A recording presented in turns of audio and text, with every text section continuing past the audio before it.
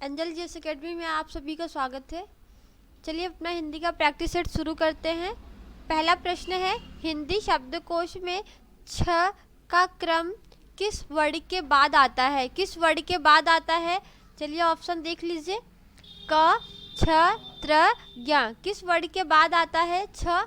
देखिए अगर बात करें तो छ क्या है? एक संयुक्त स्वर है, सॉरी संयुक्त व्यंजन है। ठीक है, संयुक्त व्यंजन है। किससे मिलके बना है? देखिए क प्लस किससे मिलके बना है? स से मिलके बना हुआ है। ठीक है, अगर देखिए कितने संयुक्त व्यंजन होते हैं तो 4 होते हैं।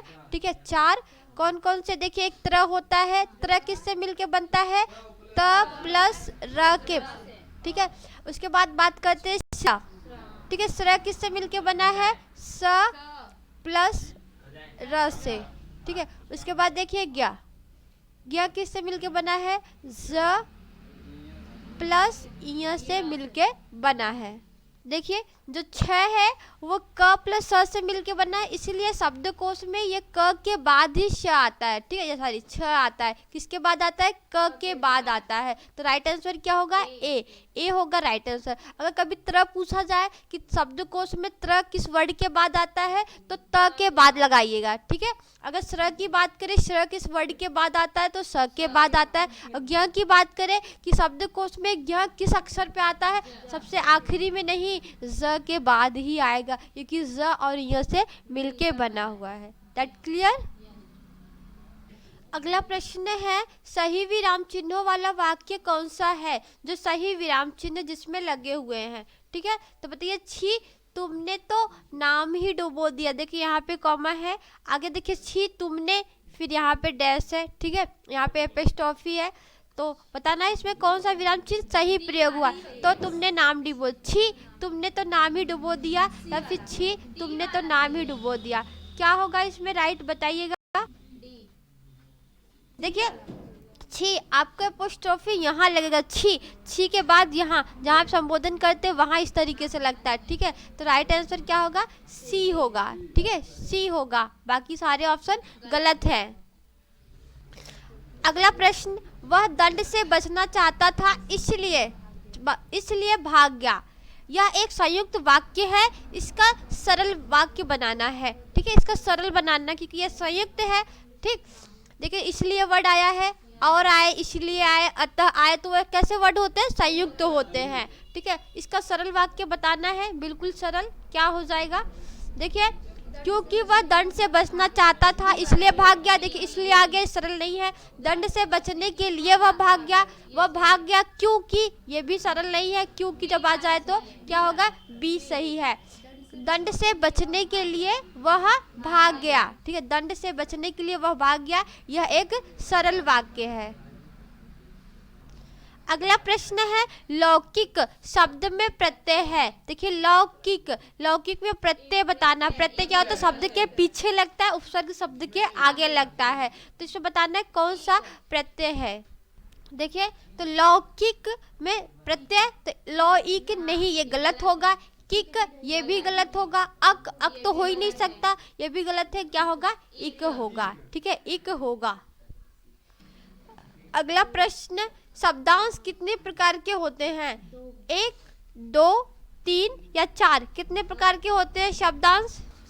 देखिए क्या होते हैं? 2 होते हैं। ठीक है, कौन कौन से? देखिए ऐसे शब्दांश, आप लोगों ने सुना होगा, ऐसे शब्दांश जो शब्द के आगे लगकर उसका अर्थ बदल देते हैं तो क्या कहलाते हैं? उपसर्ग कहलाते हैं। अगर हम प्रत्यय की बात करें, ऐसे शब्दांश जो शब्द के पीछे लगकर उसका अर्थ बदल देते हैं तो क्या कहलाते हैं? प्रत्यय कहलाते हैं। तो शब्दांश 2 प्रकार के होते हैं, एक उपसर्ग होता है, एक प्रत्यय होता है। राइट आंसर क्या होगा? बी होगा।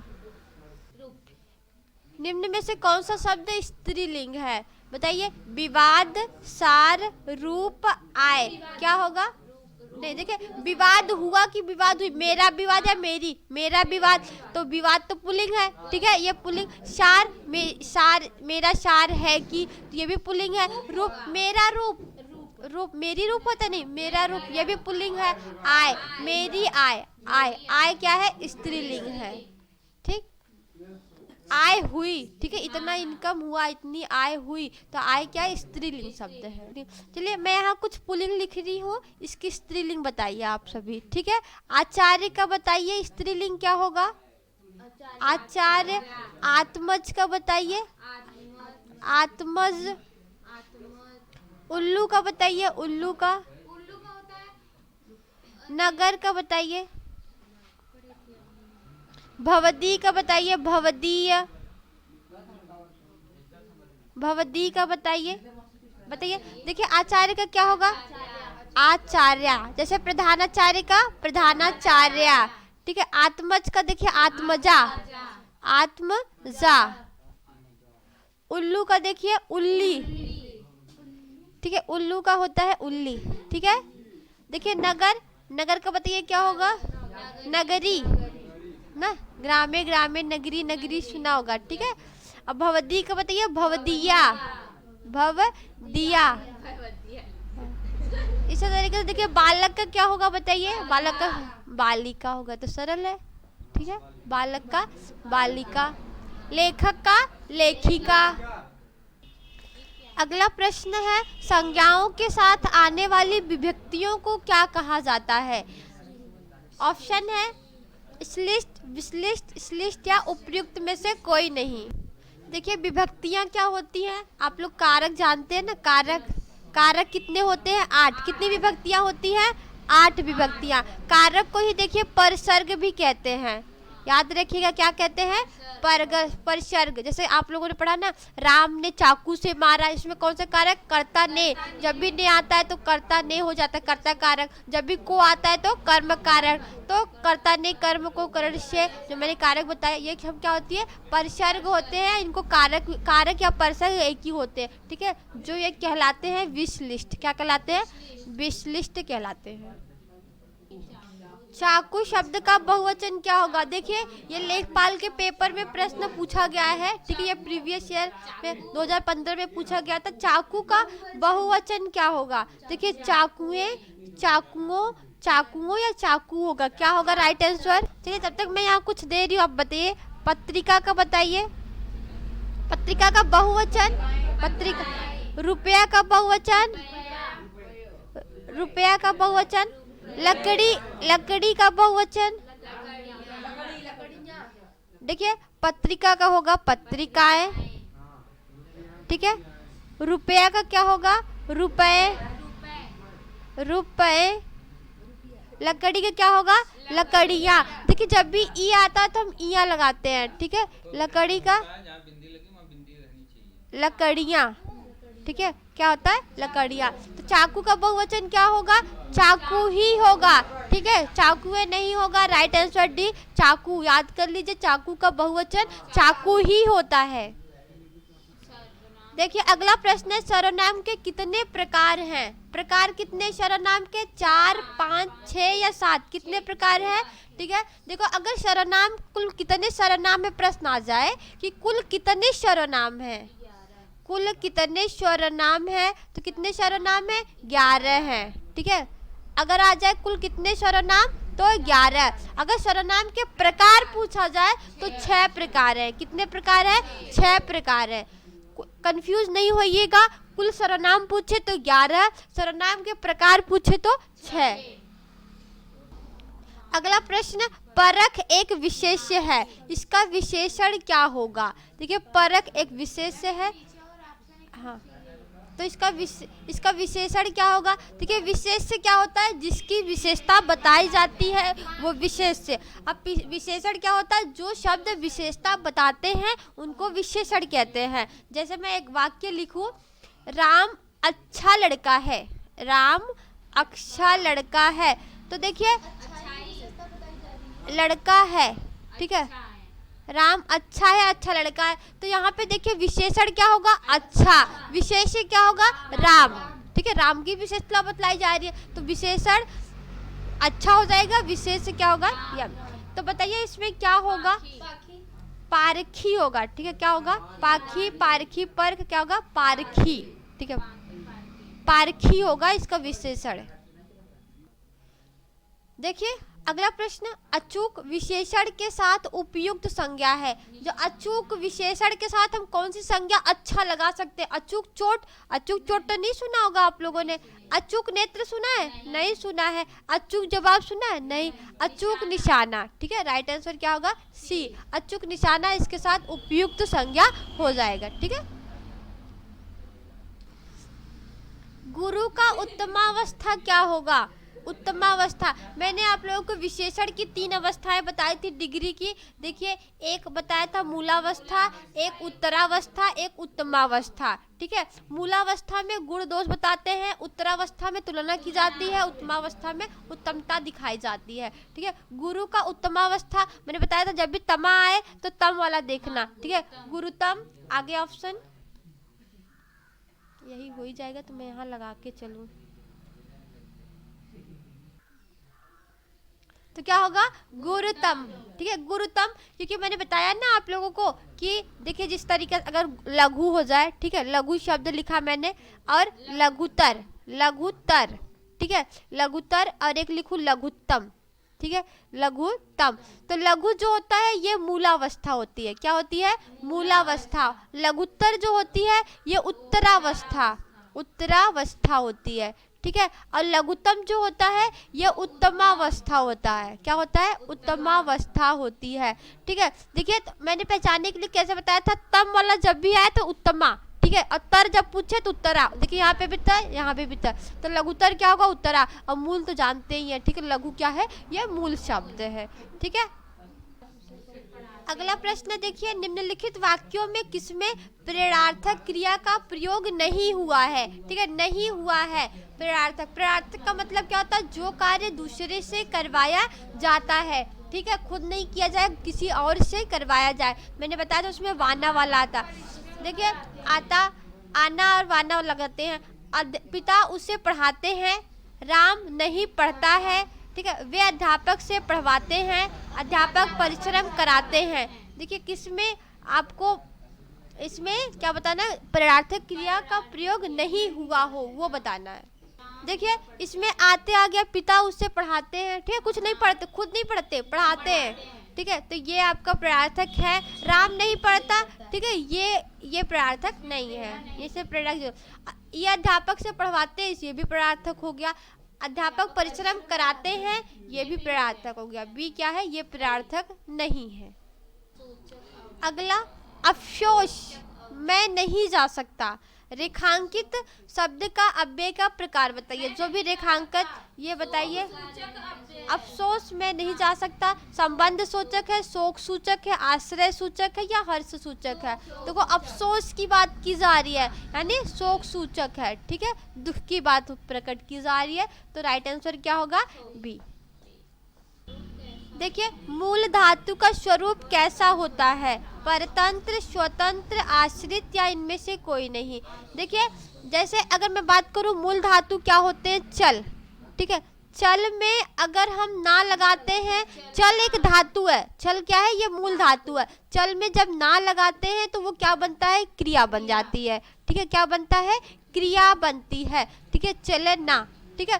तो मूल धातु ये ना जो है चलना, ये परतंत्र हो जाएगा, जो क्रिया होती है, बट जो मूल धातु होती है चल शब्द, ठीक है, तो ये क्या हो जाएगा? ये स्वतंत्र होता है। कैसा होता है? स्वतंत्र। जैसे मैं लिखूं बैठ, ये क्या है? मूल धातु है। जब इसमें हम ना लगाते हैं, बैठना बन जाता है, तब ये क्या बन जाता है? ये क्रिया बन जाती है, ठीक है।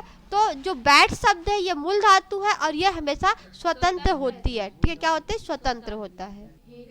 अगला प्रश्न, राजेश आए तो राम जाए, इस वाक्य की पहचान करें। हेतु हेतु मद भूत, देखिए ये थोड़ा गलत टाइपिंग है, गलत टाइपिंग है। हेतु हेतु मद भविष्य काल, ठीक है, हेतु हेतु मद भविष्य काल,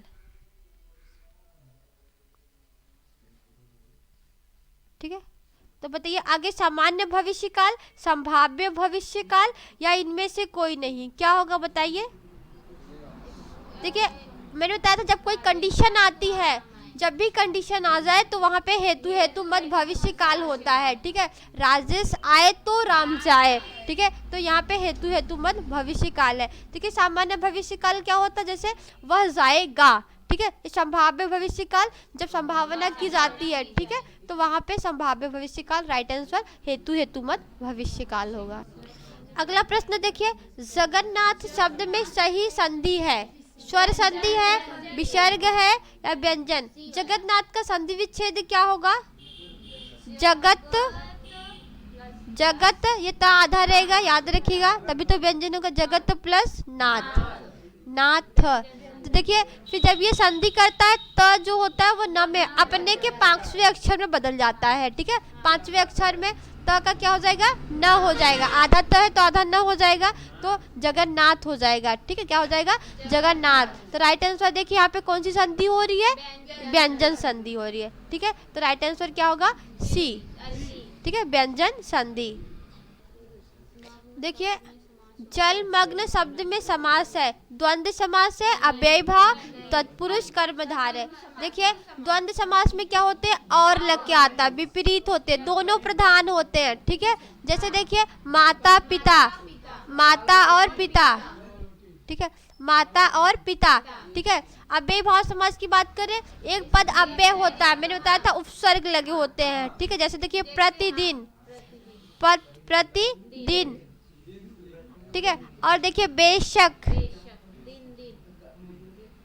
आजन्म, आ जन्म, आ मरण, देखिए ये क्या है, अव्ययी भाव समास है। यथाशक्ति, देखिए यहाँ पे प्रति उपसर्ग है, बे उपसर्ग है, आ उपसर्ग है, आ उपसर्ग, तो जब भी उपसर्ग वाले आते हैं तो वो क्या होते हैं, अव्ययी भाव समास होते। कर्मधारय में विशेषता बतलाई जाती है, जैसे देखिए नीला कमल या फिर क्या है, नील गाय, नील गाय, तो यह गाय कैसी है, नीली है, जब भी विशेषता बतलाई जाती है तो कर्मधारय। तो देखिए जल में मग्न, जल में मग्न, और जब भी कारक विभक्तियां आती हैं, यानी अगर कारक शब्द आ जाते हैं, कर्ता ने कर्म को करण से, जब भी हम उसका समास विग्रह करते हैं उसमें विभक्तियां आती है, तो कौन सा समास होता है, तत्पुरुष समास। और इसका विभक्ति करेंगे तो क्या होगा, जल में मग्न, यह अधिकरण तत्पुरुष समास हो जाएगा। कौन सा, अधिकरण तत्पुरुष समास, में पे पर। देखिए परिकर का अनेकार्थी नहीं है, परिकर कमरबंद, परिवार, समूह और या छतरी, कौन सा नहीं होगा बताइए। देखिए परिकर का मतलब कमरबंद होगा, परिवार होगा, समूह होगा, बट छतरी नहीं होगा, ठीक है। तो याद रखिए परिकर कमरबंद को कहते हैं, परिवार को भी कहते हैं, समूह को भी कहते हैं, बट छतरी को नहीं कहते हैं। अगला प्रश्न देखिए, निम्नलिखित में से विलोम की दृष्टि से सही शब्द युग्म है। विलोम से सही क्या है, आग्रह, विग्रह, क्या ये एक दूसरे के विलोम है, अपकर्ष, उपकर्ष ये है, जारज, औसज ये है, या उत्सर्जन, विसर्जन क्या होगा बताइए। विलोम शब्द बताना है, सही सही विलोम शब्द युग्म बताना है। देखिए आग्रह, आग्रह का दुराग्रह होता है, क्या होता है, विग्रह नहीं होता, समास का विग्रह होता है, ठीक है, जिसका होगा दुराग्रह, ठीक है, दुराग्रह। अपकर्ष का देखिए उत्कर्ष होता है, उपकर्ष नहीं उत्कर्ष, ठीक है, उत्कर्ष होगा, ठीक है। देखिए जारज का अवसर ये सही है, जारज का, ठीक है। उत्सर्जन का बताइए क्या होगा। देखिए निम्नलिखित में से एक शब्द आम का पर्यायवाची नहीं है, यानी इसमें से आपके 4 जो हैं दिए हैं, इसमें से 3 आम के पर्यायवाची हैं, एक नहीं है। देखिए अतिसौरभ आम का है, सहकार है, अम्बू है, रचाल, कौन सा नहीं। देखिए अतिसौरभ आम का पर्यायवाची होता है, सहकार भी है, अम्बू देखिए जल को कहते हैं, इतना आप लोग क्यों वो कर रहे हो, अम्बू जल को कहते हैं, पानी को कहते हैं, वारी को कहते हैं, ठीक है, नीर को कहते हैं, ठीक है, रसाल भी आम का पर्यायवाची है, ठीक है। तो याद रखिए अतिसौरभ, सहकार, रसाल आम के पर्यायवाची, अम्बू नहीं है, अम्बू जल का पर्यायवाची है। एक मुंह दो बात मुहावरे का अर्थ है। देखिए अत्यधिक बातें करना, एक मुंह दो बात, बहुत कम बोलना, अपनी बात से पलट जाना, बात करना। क्या होगा? अपनी बात से पलट जाना। एक मुंह दो बात, ठीक है, अपनी बात से पलट जाना राइट आंसर हो जाएगा। अगला प्रश्न, निम्नलिखित में से कौन सा तद्भव शब्द है? तद्भव बताया था क्या होता है? हिंदी शब्द। तत्सम क्या होता है? संस्कृत। जो संस्कृत से उत्तम होते हैं वो तत्सम होते हैं, ठीक है। देखिए, दिनकर सुना है कभी तद्भव में? नहीं। दिवाकर, प्रभाकर, सूरज। इसका तत्सम क्या होगा? सूर्य। इसका तत्सम सूर्य होगा और तद्भव क्या होता है? सूरज होता है। राइट आंसर क्या होगा? डी होगा, ठीक है। ये तद्भव शब्द है। अच्छा बताइए, अमृत का तद्भव क्या होगा? तत्सम, ठीक है। तद्भव तत्सम तो बहुत पढ़ा है। बताइए उत्साह, बताइए उत्साह, बताइए एला, बताइए कदली,